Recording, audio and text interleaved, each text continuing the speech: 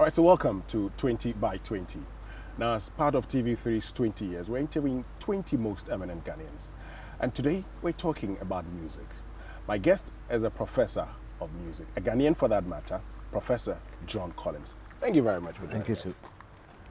And you're such a nice place here. Yes, very cool and breezy. Exactly. I mean, one place that could actually help you to think and think more about the development of this country. Yeah, it's a bit like an oasis in an area where they've cut all the trees. So I have about 200 trees here, and it keeps the atmosphere very cool. 200 trees? Yeah, I've got altogether about 200 trees on this land. Yeah, that's why it's so cool here. Great. We'll get back to all of this later on in the discussion, but let's look at, you've been in Ghana all this while. Tell us, your assessment of Ghana's 60-year journey so far. The real major thing I would say is that population increase. You know, when I was first in Ghana, the Ghanaian population was about 6 million. And when was this? Let's say in 60s. Okay. Okay. And now it's probably, approaching 30 million. So there is a problem. If you have a population explosion like this, it's almost impossible for any government to keep the infrastructure up with the population increase. So I think this is one of the problems that Ghana's been facing, that whichever government comes in, they're faced with this demographic problem. I'm not saying that people should have smaller families or anything like this, although that would be the logic of what I'm saying.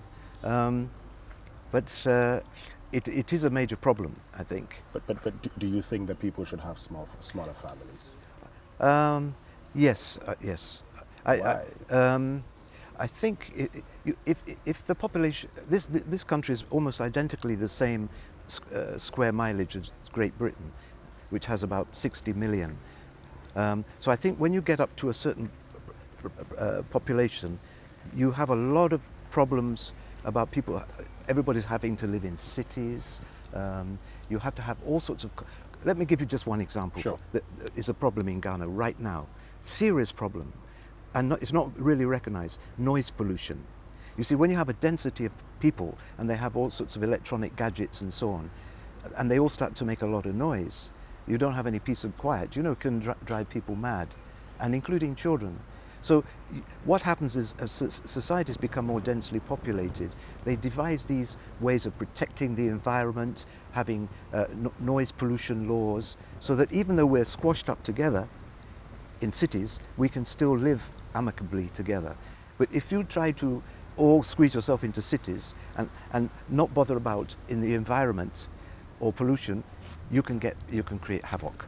Talking about squeezing yourself into cities, when did you come to live here? We're in your house. When did you come to live here? Well, you see, actually my father bought this land in the 60s, okay. And this was agricultural area. So my dad was teaching at Legon in the philosophy department, but in his spare time, and what he did after he retired from Legon is he went into farming. So all of this was farming area.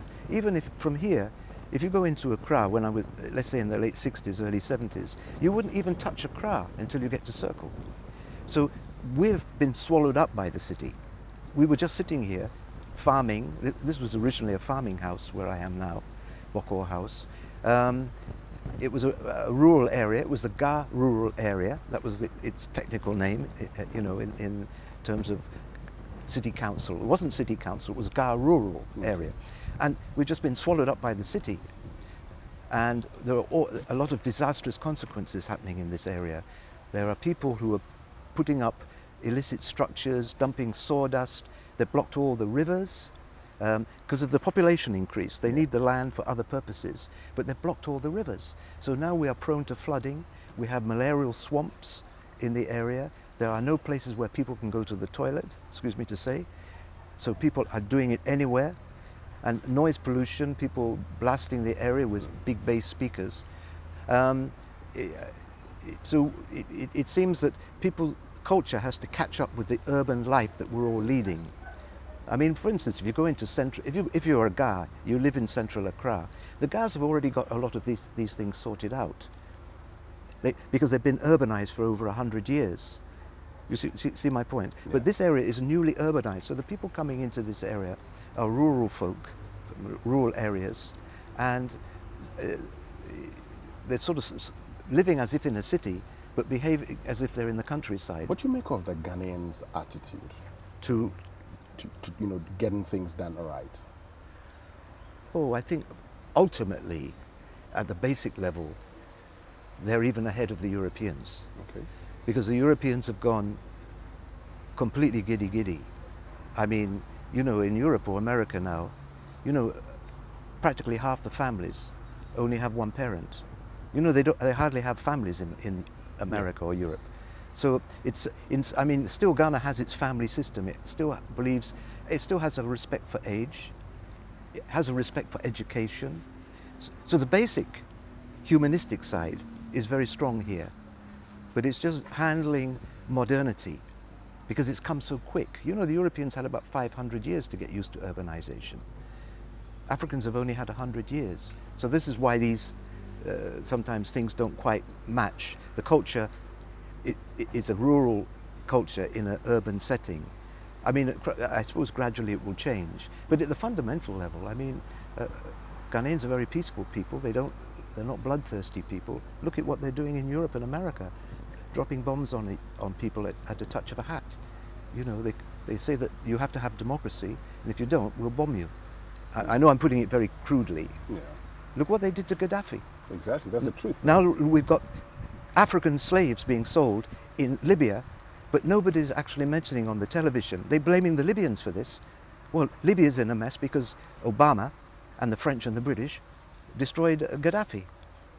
And Gaddafi was actually doing a lot for Africa. Yeah. You know, I mean, you know, our telephone revolution, Yeah. the mobile phones that we have, Exactly. it was Gaddafi's satellite that gave Africans cheap mobile phones. Before that, everything was routed through American and European satellites, and everybody had to pay a fortune, so nobody could afford mobile phones, except the rich. So he did so many things. But I'm just taking that as one case. I mean, maybe he was a dictator, a tyrant, but look at the consequences of removing him. So that's what I meant by bloodthirsty. All right. Yeah. So talking about leaders, you know, let's get to the Fourth Republic of Ghana. Now, Okay. from the time of Jerry Rawlings up until Nana Akufo-Addo, what's your assessment of the contributions of these men to the country's development? I think during the military era, particularly the Rawlings part of it, Rawlings had a job to do with, you know, about Kalabuli and trying to put the country back together. So he wasn't very interested in music and the arts. He put all of that on the back burner. So you could say the whole military era, it wasn't that the AFRC or PNDC government was opposed to the music industry or the arts. It just didn't think it was that important. That's why they took music out of the education system in the 1980s. That's why they put 160% import duties. 160% import duties on top of. So if you got musical instruments from, let's say, Europe or America, you'd have to pay the cost of the instruments plus the cost of the freight, and then 160% on top of that. I won't go into all the things that I met during those days, but this is one of the reasons a lot of live music died. So that sort of policy was still carried on when Rawlings was running the country as a democratic country. I mean, it wasn't really until Kufuor came in that we saw some change. I'm talking purely from the musical point of view. I mean, one of the things, as I said, that was really worrying all of us was we couldn't buy any equipment without these huge import duties that were concerned with the entertainment industry, whether it was amplifiers or guitar strings or whatever it is. And Kufuor, because he was very interested in a highlife, and some of the older musicians, in fact, they had a organization called I think it was called the Ghana Musicians Welfare Association. Yes. It wasn't the present one, it was a different one from the Musica one. And I was connected with this early one. And they wrote a letter to Kufuor, and he accepted it. So he was the one who reduced the import duties on musical instruments. And for the first time, live band instruments started to come back into the country. And that's why we're seeing a revival of live music, or one of the reasons. It's also the taste of the youth has changed. But one of the reasons is, so that was a very positive thing he did. I mean, you've told us of how there were challenges, you know, during Right. the military era of Rawlings into the democratic era. Mm. If you were to look at, you know, all the presidents we've had under the Fourth Republic, who would you say supported the creative arts industry very well? Each of them did in different ways. I mean, But Kufo, it was a significant change. That was when the MPP came into power, there was a significant change, but still they didn't do certain things that needed to be done. What are those things they Well, didn't do? the other critical thing, besides this reducing the import duties, which they did, was to reintroduce music and history, by the way, and history, into the education system. You see, one thing about people of my generation is that, not me personally, but my generation often condemns young Ghanaians for not being able to play music and not knowing anything about history. Well, it's not their fault. We, the older generation, took music and history out of the education system. Good we have you because you're going to help us understand these things. Starting off with high life. Okay. What's high life? Okay, now we're going to another. Okay, let me tell you what E.T. Mensah's older brother, Yeboah Mensah, told me in the early 70s, because I was writing a book about E.T. Mensah, so E.T. Mensah made sure I saw all the older musicians who knew about the origins of high life. And this is what happened. They had these ballroom dance orchestras like the Accra Orchestra, the Cape Coast Sugar Babies, the Raga Jazzbo. This is back in the 1920s. Okay. In fact, the earliest was set up in 1914, called the Excelsior Orchestra. And at first they were not playing any African music. They were like brainwashed into European ways, ballroom music, foxtrots, waltzes, and so on. And it was for the rich. It was for rich Ghanaians. And the musicians were educated Ghanaians who could read music. But in the 1920s, some of them started to orchestrate the street songs that were already in the system.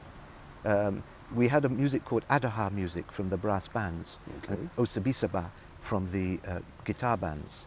I mean, in a sense, you could say that these were early forms of high life, but the word hadn't been invented.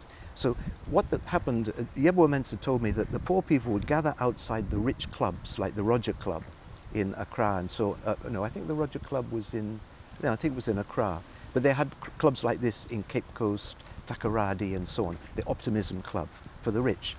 And the poor people were dancing waltzes and foxtrots. They were listening to the music inside, and they were dancing on the pavements. And then lo and behold, they started to hear some of their own street music being played. So they called it high-class live music. High-class live music. Live music. So it's like, you know, Reggie Roxton, hip-hop high life became hip life. So they called it high-class live music. So it became high life music. Originally, there wasn't one type of high life. There were three types. There was the one played by the brass bands called Adaha music. Sometimes it was called Konkoma. That was one type. Then there was the type played on the guitars, which was Osabisaba, but also later called a Donson or palm wine music. And then there was a type played by the ballroom orchestras, which they called high life. So right from the beginning, there wasn't one type of high life. There was different brands, and there were different rhythms that they used. So you can't pinpoint high life to a single rhythm and a single style, right from its birth. All right, so at least now we have an idea what, of what high life is, and we know the rhythms, that make high life. What's your assessment of the state of high life music now? I call it the generation factor, or the grandfather-grandson factor. You see, my generation is, in Europe we call my generation the baby boomers. Maybe you call them the Nkrumah generation here, something like this, or the high life generation. Okay, now the one underneath us, in Europe we call them Generation X. Here you can call them the hip life generation. The hip life generation wanted to do away with a lot of the old things from Ghana. They wanted to get rid of high life. They wanted to have no more live music. They wanted to mime everything. They wanted to sound very artificial. They wanted to speak very fast, Kasahari and so on. They did everything musically to get up the nose of their parents. So there was a breakdown in the communication in terms of music between the high life generation and the hip life generation. I don't blame the hip life generation, because look what the older people had done to them, taken music and history out of the education system. I mean, I can say other things too, but there was a breakdown in the communication. But what everybody forgot was that underneath the hip life generation, we have a new generation called the millennials. And they are all, I won't say 100%, but they are clamoring to go back, to grab the knowledge of their grandparents before it's too late. So we're having a revival of high life.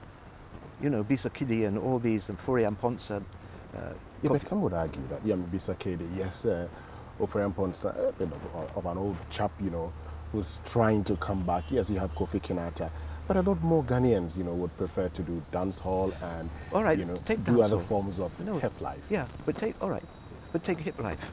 When hip life started, it was using American funk beats or hip hop beats. Then in came Jammer hip life, which was a major form of hip life, right? Hush Hush Studio and so on. Jammer hip life is actually using highlife rhythms, but the youth that generation didn't want to use the word highlife because they wanted to push it away. Yeah, but I thought hip life was supposed to be a fusion of hip hop and highlife. So how come they're using American beats and not using? You can talk to Reggie Roxton about this. He will tell you, he has been honest about this. He said that when he invented the word hip hop highlife, he was conning. He was tricking the Ghanaian population because what he realized that it wasn't really highlife and hip hop. It was really hip hop with Ghanaian lyrics. He didn't. I know there's some songs he used highlife, but if you look at the early generation of hip lifers, generally, the beats were imported, but the language was Twi or Ga. Okay, so you could say that they had Ghanaianized the words of hip hop. So that's why he called it hip hop highlife, just to give it a Ghanaian feel. But at the beginning, it didn't have much highlife input in terms of music, the rhythms and so on. But what happened with Jammer hip life and these collaborations like Obua with A.B. Krensel and so on, all those things that were going on, is that in fact, in the end, highlife did get reabsorbed partially into hip life. So you could say that hip life went through two stages of Ghanaianization.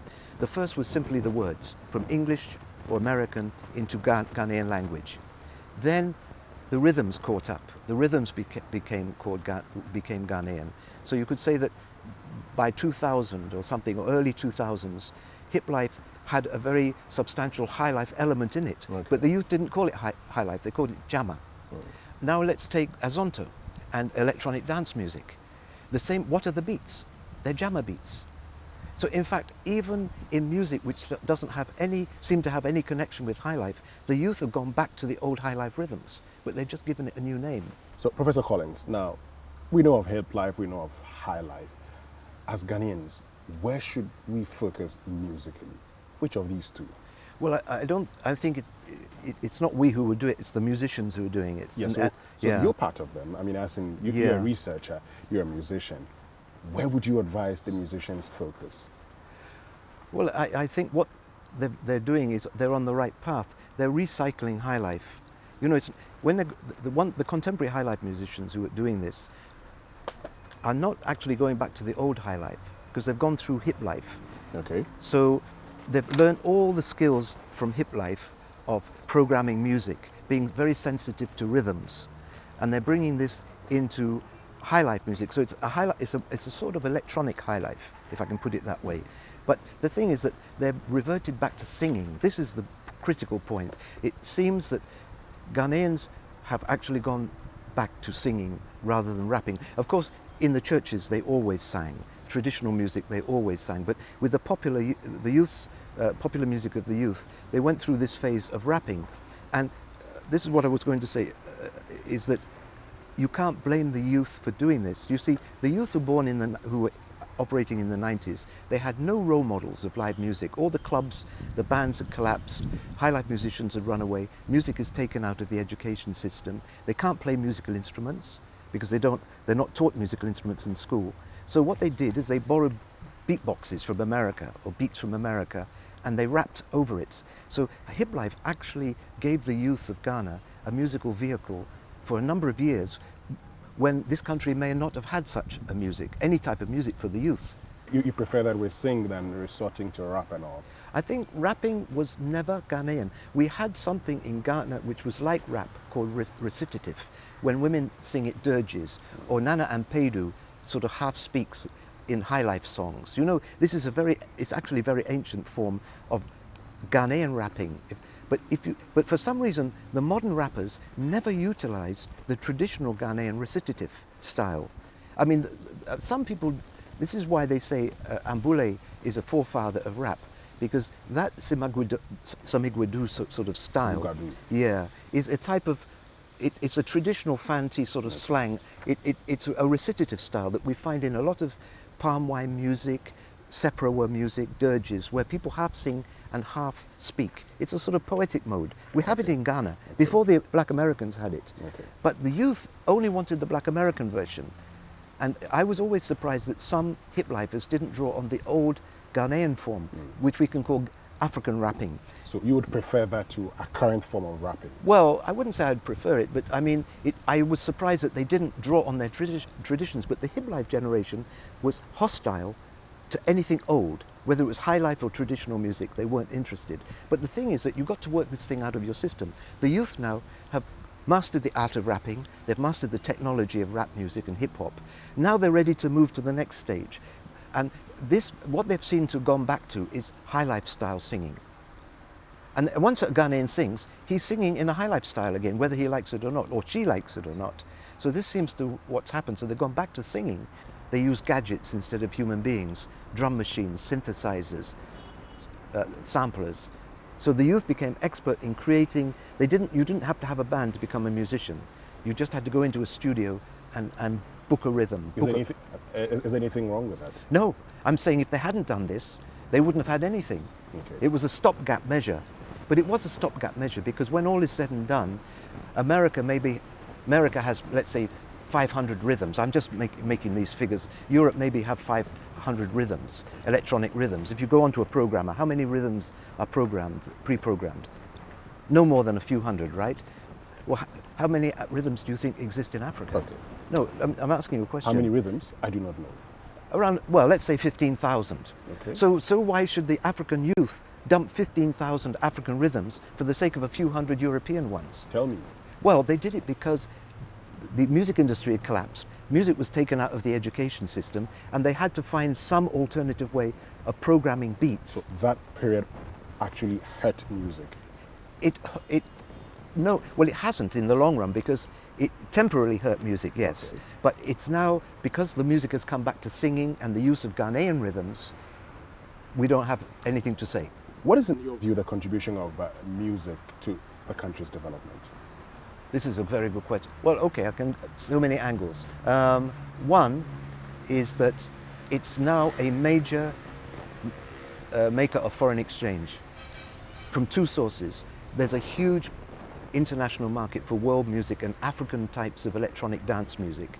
So there's a huge amount of money to be made with African music. You know, when I was young in Ghana, if I went to Britain and talked about highlife or anything, people say, what am I talking about? They know nothing about it. Now everybody knows about African music. So this world music, electronic dance music, is making a lot of money, some which finds its way back to Africa, or should at least. So this is one thing. The other is the internal tourist industry. You know, I can't remember the figures now, but we have over 1 million tourists coming. 10% of everything, or actually it's 9%, of everything that a tourist spends is on entertainment, which includes music. So quite a big chunk of our foreign exchange earnings from tourism is related to the music industry. So this is one thing about music. This is the argument that myself and Stan Plange and the others use with the World Bank and President Kufuor and others. The capitalistic argument that music is a money maker for the society. Okay. Now, to switch totally into a different, music is probably, they've discovered that music is what they call an intellectual toner. If you have two children, have identical education, but one has had music and dance, the other hasn't, but they're identical, it will average out that the person who's done music has a slightly higher intelligence. Or, if not... Why is that the case? Okay, well, it's not just intelligence, it's also a question of social skills, coordination, able to get on with other people. Think of it, if you're in a band, you have to get on with other people. If you're coordinated, because of the timing skills that you need. And they've discovered, in fact, that it does slightly improve your IQ. It's not anything new. Pythagoras was a mathematician and a musician. I don't know, Einstein was a violinist and a physicist. There seems to be a correlation. I mean, put it this way, in America, if you get two graduate students for a big job in a bank, and they have, everything is identical, but one has got a musical or dance training, they will take that one. So it's to do also with the human intellect. It's not something just for mere entertainment. In fact, let me say one thing further, that one of the reasons that humans woke up as human beings from our ancestral state when we were animals, one of the things that woke us up into intelligent talking creatures 300,000 years ago was in fact the ability to play music. It's important to human beings in developing our consciousness, our intelligence, as language. They always say language is the distinct thing that separates us from the apes, say, right? But it's not just, it's music as well. Music. Yeah. How did you get into music? Well, I came from, my father was a mandolin player. My mother and father were jazz lovers. Then I learnt the guitar when I was about 15 years old at school. So I played in a lot of bands in England, actually, learning the guitar. And then I came to Ghana to study sociology and archaeology at Legon. And music was just a hobby. So I just played with so many bands in Ghana and Nigeria. I even played with people like Victor Uwaifo in Benin City and Fela in Lagos. You know what I want us to do now? If you could kindly take us through your collection. And, all right. Then we can have a better explanation of it. I mean, all the people you've played with, and some of your, the high life tree, for instance. Then we can have a better, explanation. Our guest today on 20 by 20 is Professor John Collins. He's, a lecturer of music. He's a professor in music, and so you can understand. And he's that person who has the history of Ghana's high life. Of the elite dance orchestras in the 1920s. But the origins of high life go back to about 1880. So it's a very old form of music. And sailors' music, fishermen's music, played on guitars, is also very, very old. Okay, well, this is a white guy teaching Ghanaians how to play brass band music. Okay. But basically what happened is that the Ghanaians hijacked the music from the whites and turned it into Adaha music. I think this is Kwame Asali. He's the guy who first recorded Yam Ponce in 1928. Oh, okay. And he was taught by a crew. And the reason I know this is that his nephew is Kwao Mensah, who taught me to play guitar back in the 70s. So, of course, the Ghanaians copied the crew people, but quickly developed their own styles. Okay. But so the Liberian sailors actually played a role in the development of high life music. Guitar went into the villages from the coast. The fishermen, the sailors took the guitar into, let's say, Brongahafo, Kwao, and so on, and they met this instrument, the seprawa, the Ashanti instrument, and a type of fusion of the guitar and the seprawa occurred, leading to a type of high life called a donson, or Ashanti blues. Oh, okay. And this is what we typically call today palm wine music. It's sort of played in village locations. So you can see the guitar went through, started with the crew people, then it went to the coastal people. People like, these people are all Fantis. And then it moved into the hinterland and developed into the style that's played now by Konimo. So actually the guitar became more and more African. We certainly would have to come back because you have a lot more that you have to tell us. Professor John Collins, we're very grateful that you made time to speak to us today. Thank you very much, and we urge you to continue writing because you are our only source now. Well, I've got a book out now in Nigeria last year called High Life Giants, which discusses this whole relationship between Ghana and Nigeria, with footnotes, everything. Thank you very much, Professor John Collins. Okay. All right, so that's all from us today on 20 by 20 with Professor John Collins. And I believe that at least you have a better understanding of, what high life is all about and how music is contributing towards the development of this country. My name is Winston Amoa, and on behalf of the team, thank you very, very much for joining us. Do have a lovely day.